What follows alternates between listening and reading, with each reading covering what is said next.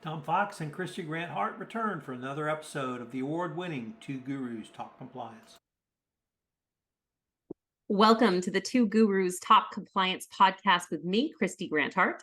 I'm here with the one and only Tom Fox, and this week we're covering several FCPA settlements, leadership failure at the FDIC, why so many people are unhappy at work except compliance officers, and of course, Florida woman's latest shenanigans.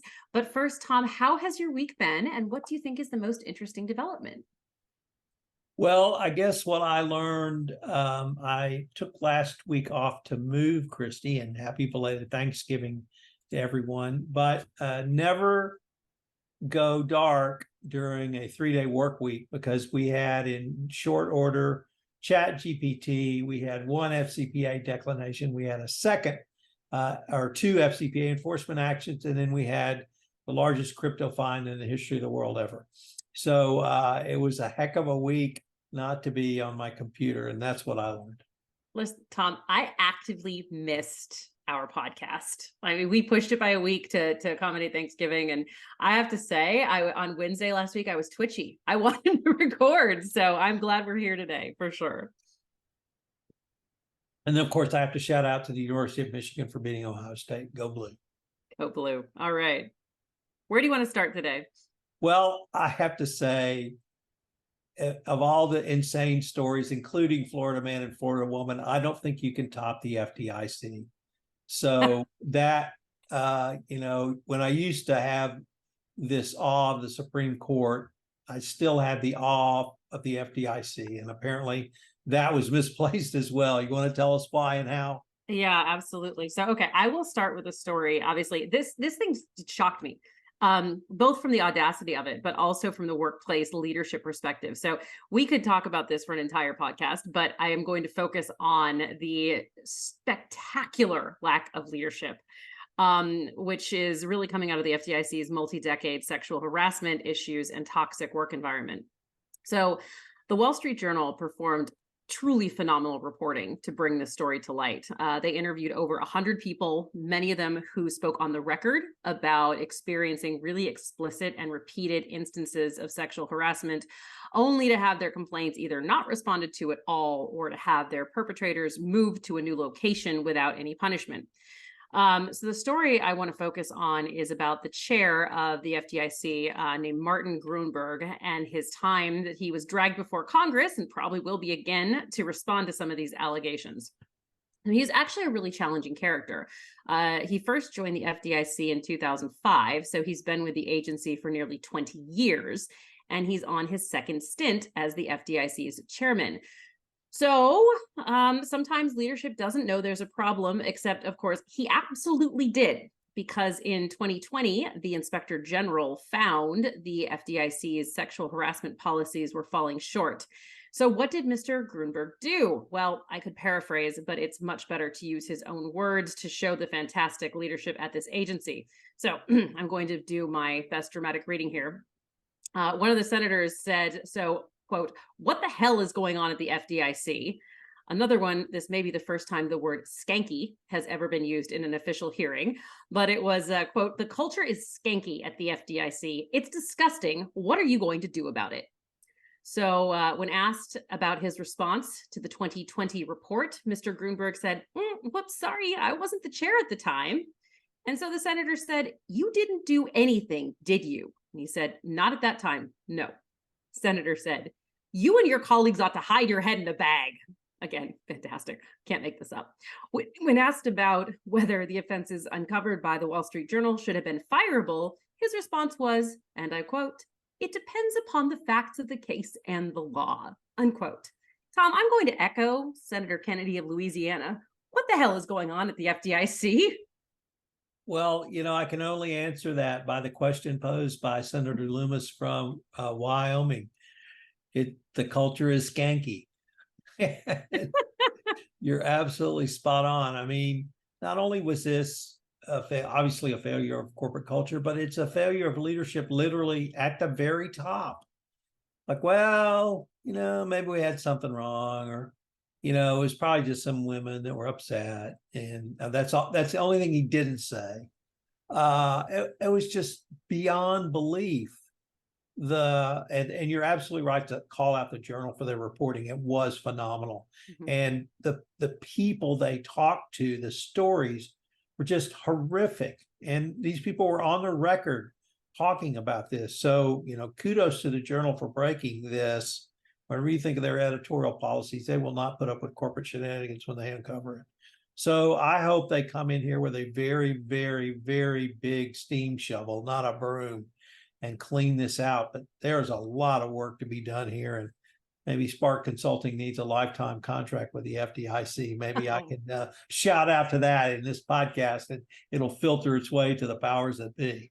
You never know. I mean, honestly, the stories were amazing. The fact that so many of the women even had their pictures in it that had been through this terrible experience. I really think the thing that seems perhaps most egregious to me, Tom, is the movement of people who have been accused and or substantiated and saying, you know what, let me just, how does North Carolina look to you? North Carolina better? Maybe you should move. Maybe you should leave. Like, they don't do anything. Talk about the worst kind of message to people who actually do make a report, that even if it's substantiated, never mind, we'll just move him. It's terrible.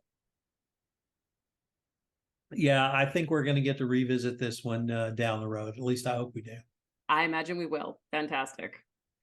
So I wanted to start off with one of the stories I missed from my week of moving, the week of Thanksgiving, and that was, as reported in the FCPA blog, Harry Casson reporting that two UK reinsurance brokers settled with the FCPA or with the DOJ regarding FCPA violations, Tysers and H.W. Wood Limited. Neither one of these companies self-disclosed, so although they did receive reductions based upon the FCPA corporate enforcement policy, they didn't get the full 50 or even 75% off because of they failed to self-disclose. This is part of a broader set of FCPA violations relating to insurance in Ecuador. A couple of things I'd like to highlight, Kristy.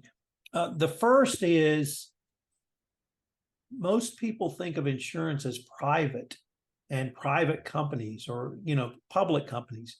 But outside the United States, when you're dealing with insurance, you're probably dealing with a government agency. And here, the reinsurers and a reinsurance contract is above a primary insurance. It is not the direct insurance you have. It allows an insurance company to lay off risk to a secondary insurer who will step in at an appropriate time if a policy limit is met or a catastrophic injury occurs. So even they were required to go through a Department of Insurance in Ecuador. And why this resonates with me is one of the first things I wrote about when I started blogging was Aon, because I dealt with Aon for years. And Aon got in FCPA trouble in December or in 2009. So as long ago as 2009, insurance companies were in trouble under the FCPA. Different set of facts, but I can still remember, and I made friends with Scott Moritz because he wrote about it in the FCPA blog. And then I reblogged what he had written. So insurance companies outside the United States are always going to be dealing with foreign government officials, departments of insurance.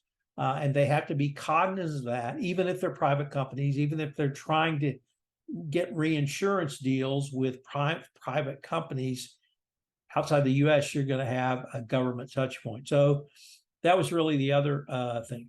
The bribery scheme itself was as idiotic as it can be because it was paid through the United States banking system. Florida, right? This one was Florida. Do we have a potential Florida? This is Florida. Mm-hmm. And yes, payment through Florida, guaranteeing yourself U.S. jurisdiction no matter where you are in the world. So we have that going for us as well. The amounts, at least with H.W. Wood, were relatively low. With Tysers a little bit higher, Tysers I should say, in terms of the bribes paid and the benefits received. But they paid full disgorgements. And they were able to receive a 25% discount. So if you're in the insurance industry, study these cases. just remember that if you're outside the United States, make sure your sales team and anyone dealing with the foreign governments, particularly departments of insurance, are trained on the FCPA, and don't pay bribes through Florida or Florida. any other state. Even if you can find Florida men and Florida women to do it for you. Exactly. So, Tom, I think once again, we have proven that the DOJ and all the officials in the government are listening to us, because this involved 8 individual prosecutions. So that was specifically brought up by Mr. Casson, and I think that it helps us. It just helps our case when there's individuals. And I think a couple of weeks ago we were talking about the SEC specifically, their lack of individual prosecutions. But you know what? This helps our case for sure, and it's an interesting one. I agree with you. What do you have next for us? Oh, do I have this is going to be our next gift that keeps on giving, Tom. This is Binance. So let's move on to the crumbling before our eyes cryptocurrency industry and the biggest fines and punishments to date. So this is an article called Binance Penalties Include a Number of Crypto Industry Firsts, written by our friend of the podcast, Minky Sun. So Binance's fall from grace has truly been astonishing. It's the world's largest cryptocurrency exchange, and it fell afoul of the law. Actually, several laws, including sanctions violations and anti-money laundering. So last week, its CEO stepped down after pleading guilty to violating U.S. anti-money laundering laws. And the company also pled guilty and will pay $4.3 billion in fines. Minky Sun repeatedly said, hey, these fines are similar to, JP Morgan, Wells Fargo, giant industry banks, which is, I think, really interesting here. The penalties to the regulators FinCEN and OFAC are the largest in each unit's history, which is astonishing, eclipsing the fines on the giant banks. The penalties, however, do seem warranted, since Binance was used to funnel money to such sanctioned parties as Hamas, the Palestinian Islamic Jihad, Al-Qaeda, and the Islamic State/ISIS. FinCEN was imposed a monitor, which is really interesting, first in this type of case. And perhaps the most interesting development in the case for us in the compliance industry is the fate of the former chief compliance officer at Binance. He personally agreed to pay a $1.5 million fine to settle allegations that he was willfully aiding and abetting the firm in evading U.S. law. And to be fair, the CFTC unearthed some interesting chats with the CEO where he described the compliance department as, quote, email sending and no action. I guess you can say it's faux show, which doesn't mean for sure. In this case, it means for show. So the Treasury Undersecretary for Terrorism and Financial Intelligence stated that this is a new era of enforcement for the Treasury. Now, Tom, do you remember a few weeks ago, we covered the article on the challenges of getting compliance officers and lawyers to work at the crypto industry? I do not think this is going to help them to be finding the lawyers and compliance officers. I mean, who would want that job now, honestly? Well, that's a great point. And I know we're going to talk about this in depth a little bit more in the Everything Compliance podcast. But I guess, Kristy, the thing that I want to try to emphasize to our listeners, particularly around the CCO liability here, was I find the current framework articulated by the Securities and Exchange Commission adequate. I don't think there's enhanced CCO liability.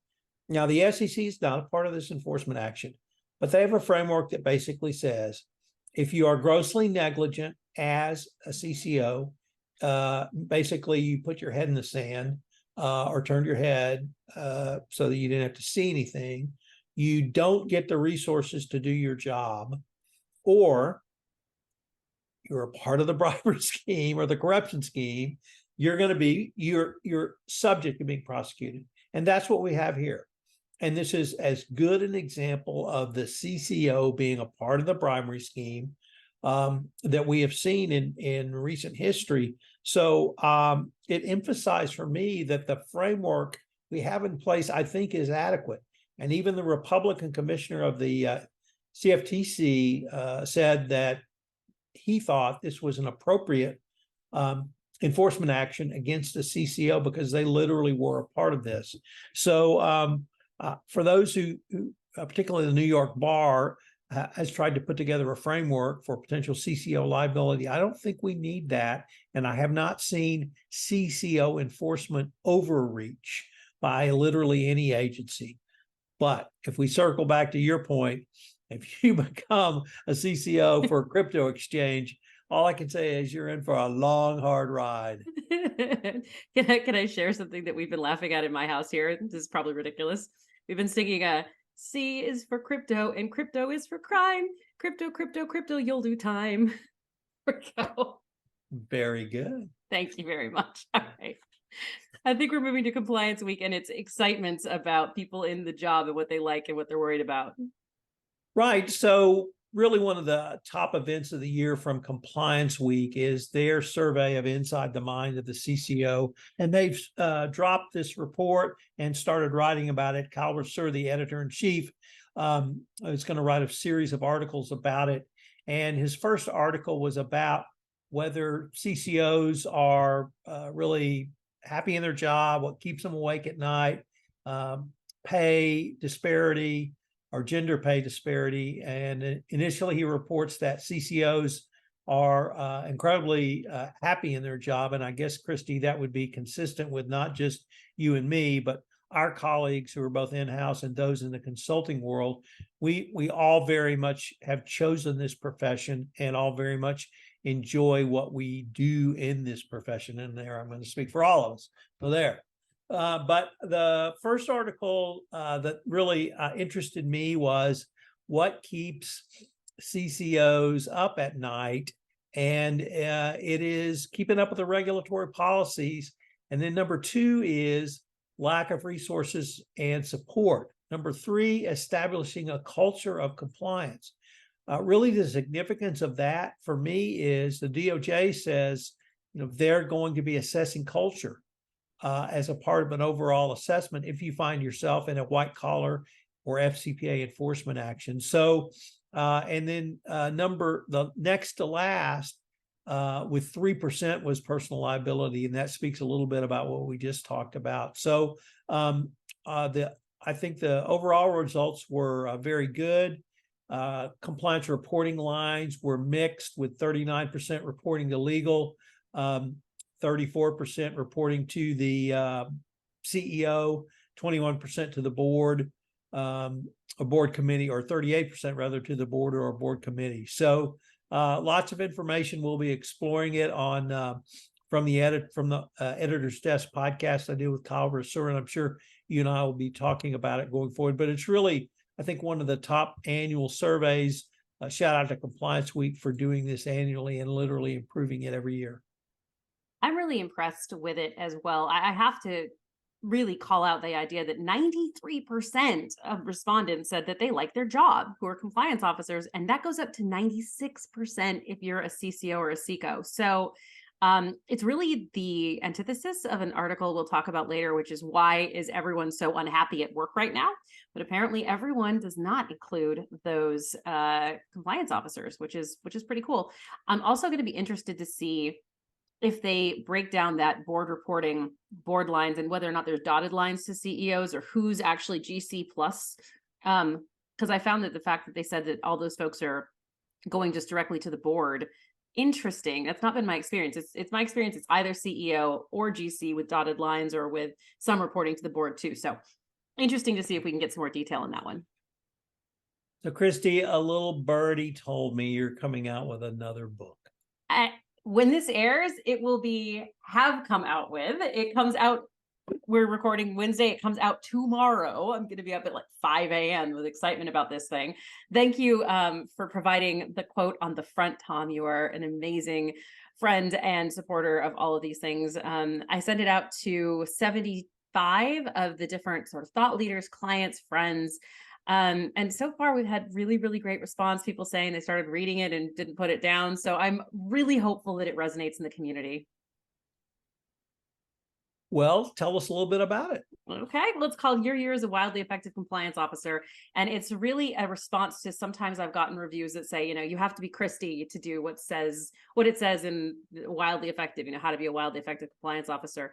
And I really wanted to break down so much of how to do that into really manageable tips. So there's a tip for every day of the working year. There's a place for you to respond to sort of journal style prompts. Basically, I take the elements of a compliance program and basically turn them around and say, well, if you're risk assessing your life, do you have the right level of risk? Do you need to take more risks? Do you need to be maybe more conservative with your decision making? Or, look at the policies running your life. Are they serving you? And then, so there's an element of sort of self-discovery and journaling about it, but it also has a place to write one of your weekly wins. So what did you do well this week? What happened well at this? So that at the end of 52 weeks, at the end of the year, you have an entire compendium of things that went well that you can bring into your review, that you can bring into your promotion discussions. So I think it's going to be a really great resource for people, and I'm excited for them to see it and to tell me what they think. Let me just say, I had a colleague, now retired, and he did that on his, what we used to call daily planners, for those who remember that. And literally, he said that he could use it exactly as you have described in salary negotiations or other resource negotiations. And they said, well, what have you done? And he had literally not 365, but 200-day list of things. Also, he said it was useful if a regulator came knocking, whether it was a federal or state regulator, but it could also be an internal auditor or external auditor. And they would want to know the status of projects. Well, he really had not a detailed memo, obviously, but he had notes. And from those notes, he could reconstruct where he was. And he said that turned out to be equally as useful a tool for him, for anyone who was providing oversight, literally from external auditor to internal auditor, the regulator to a state or federal regulator, board of directors, or anyone else. So it's a hugely useful tool. And I would have to say, could I guess the cost of doing that? Might it be not much? What, just for the book? No, for writing it down in the book after you bought the book. Absolutely. Absolutely. Yeah, so yeah. I just love those ideas that we can all use that literally are at no cost. So can't wait to see it come out, and looking forward to interviewing you for your book tour. Yay. Thanks, Tom. Well, let's go from fun and excitement and happy to much less fun, which is this EPA requirements on forever chemicals. This one really surprised me. I had not heard of it, and now I'm afraid. Go ahead. You should be very afraid. And I was invited to a dinner by Ascent, formerly Ascent Compliance, now Ascent. They're a supply chain compliance outfit headquartered in Canada, but extensive operations here in the United States. And they started talking about PFAS, PFAS this, PFAS that. I'm like, what's a PFAS? Well, a PFAS that's PFAS for per and polyfluoral alcohol substances, more commonly referred to as forever chemicals. And the most well-known of these is Teflon. And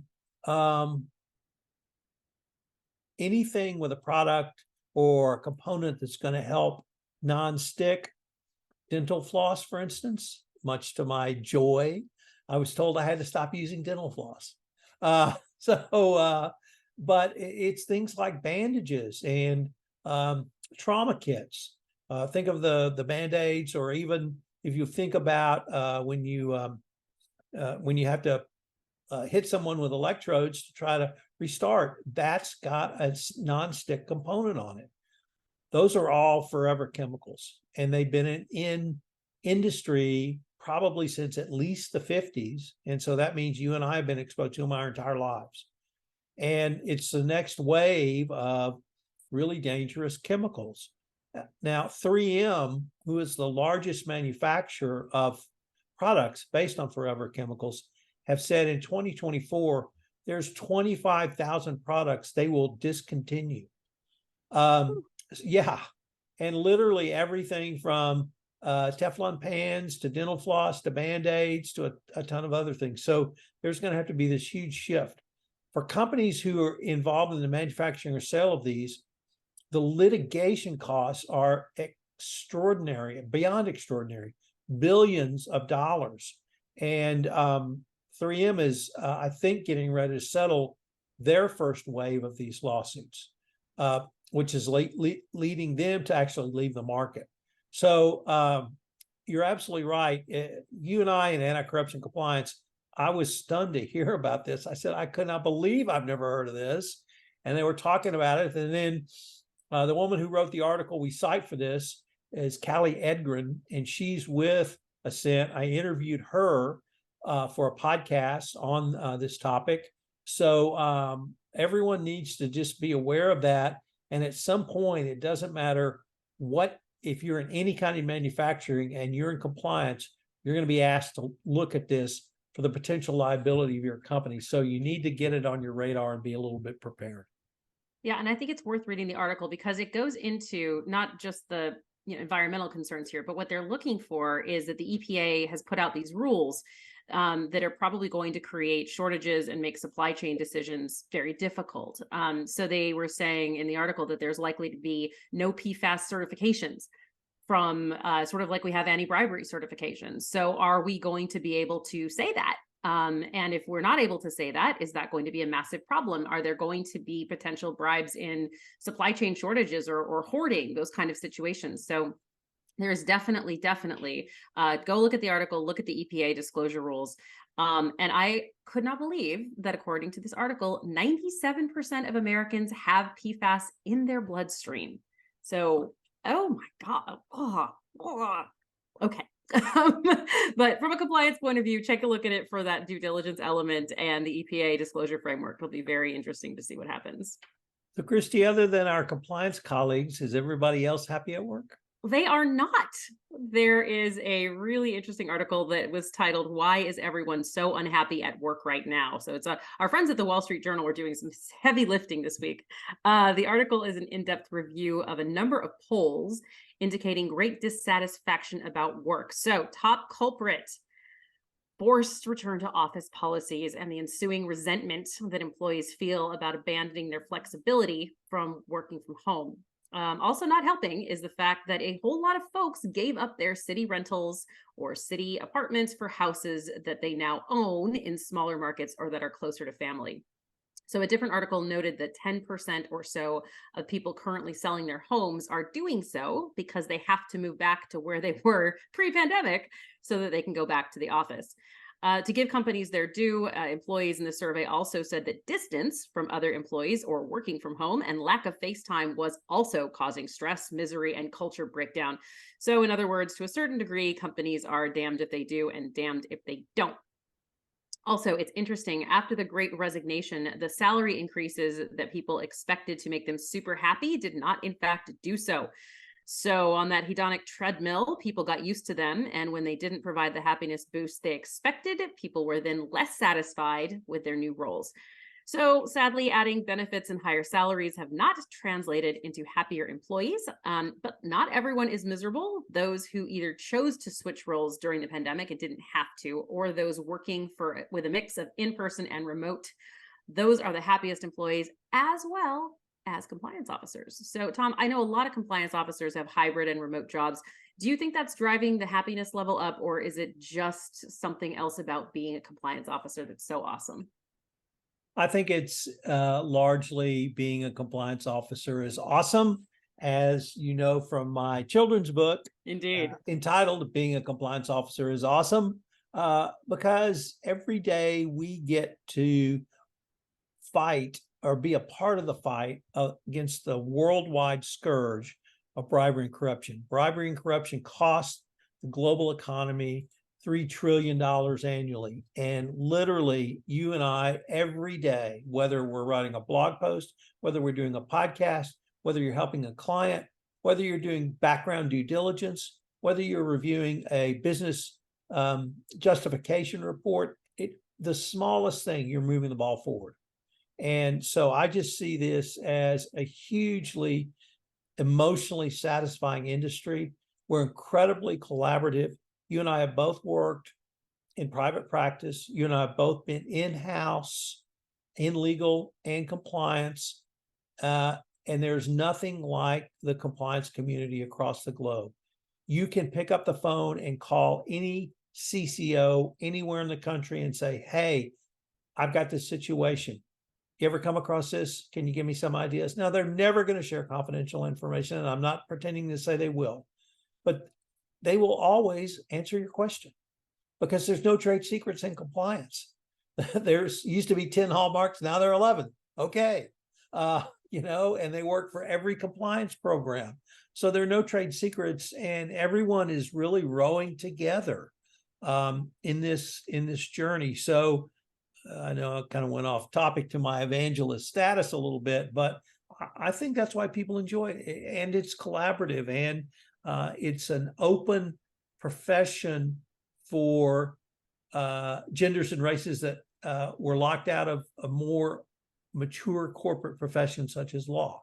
Mm-hmm. So there's, I think, great opportunity in compliance. And I think if you're coming out of college now, compliance is a wide open field even at this point. And I mean, you and I are probably second generation compliance aficionados. There were certainly those before us, but there's a generation behind us that are going to be even better because they're more analytically focused.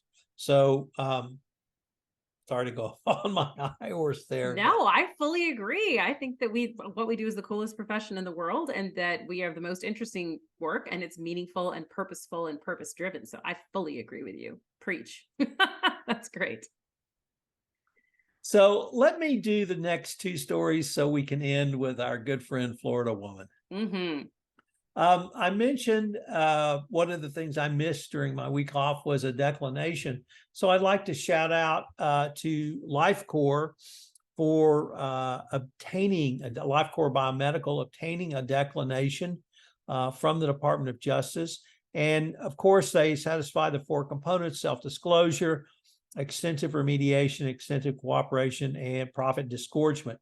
The amount paid for the bribe was once again relatively low. There was profit disgorgement of a little over $400,000. But here's the key finding, or the key thing I think that got the Department of Justice's attention. I should say the bribe was $14,000.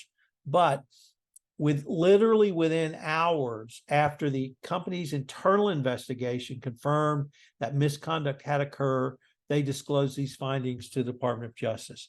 And we've heard about the need for speed. We heard it from Lisa Monaco. We heard it from Kenneth Polite. Well, this is an example of speed in action. I don't know if the hot docs report or ongoing investigation was as quickly, but when you report within hours, or if you go back to Cognizant Technologies, 2 weeks after finding out, they reported to the Department of Justice. There was that gets the DOJ's attention. And then if you follow through with the other prongs on the declination requirement of extensive cooperation, extensive remediation, and profit disgorgement, that's the standard is a declination. And so you have a pretty good chance of getting that relief. So shout out to LifeCore Biomedical and for receiving their declination. Anything in that declination which intrigued you or thought was a good lesson learned, Kristy? I think that for me, the big takeaway was that there is weight behind Monaco's statements, I think last month, about this idea of a safe harbor. And if you are able to self-report quickly, especially after the M&A activity. So I think that it really bolsters the case for why compliance needs to be involved early, and is a really great example that can be used as a real life example of what this is in practice and how to make it work. The next story involves a place I had frankly not thought of as a positive for anti-corruption compliance programs, and that is the country Sierra Leone.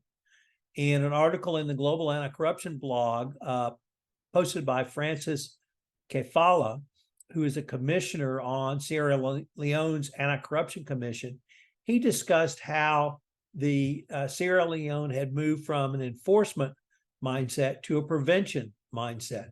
And they did this through a series of steps he details in the blog post, starting with essentially a risk assessment. But they call it a system and process review used to examine practices and procedures across the Sierra Leone government to determine risks. If there were risks, they then brought additional resources to those areas, those departments, those ministries where risks were assessed to be high, and they set up specific management committees within that branch of government, once again, whatever it was, to oversee the prevention efforts in that. And so that what that does is, or what that did was drive compliance down into the ministries so that the ministries themselves had responsibility for their own compliance efforts. They got away from enforcement and really put their resources, limited resources, into prevention. Now, 2 years ago, Sierra Leone was 130th on the Transparency International Corruption Perception Index. They've moved up to 110. Not going to say that's great, but a 20 country move is great.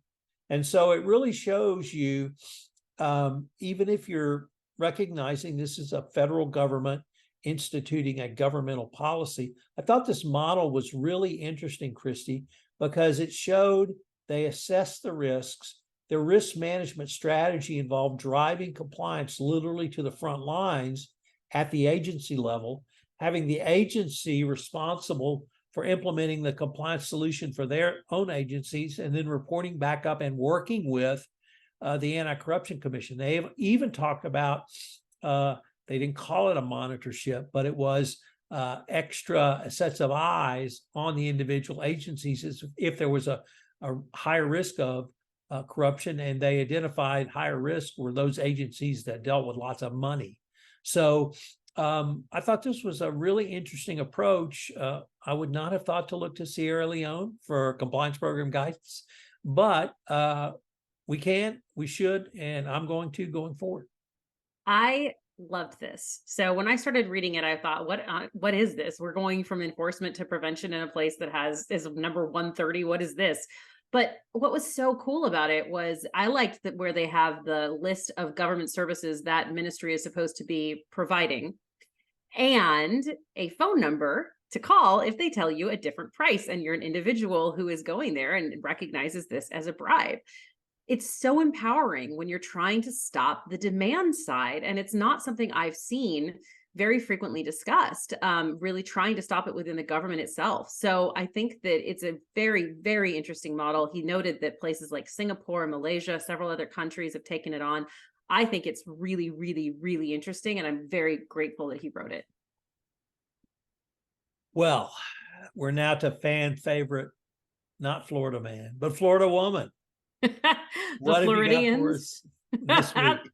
The Floridians are at it again. All right. So Florida woman Lily Rinker called 911 recently to calmly report that someone named Carlos had stolen her marijuana. So she told the arriving officers that Carlos took half a gram of pot from her stash that she keeps in her grinder. What's the problem? Well, marijuana is illegal in Florida. So she managed to call the police and self-report her illicit drug possession. Now, the amount stolen was worth a measly $5 to $10. Except she has 2 outstanding arrest warrants. So one was for punching her dad in the face, literally, and the other was related to her DUI conviction, because it turns out the court gets mad if you skip out on your probation violation hearing.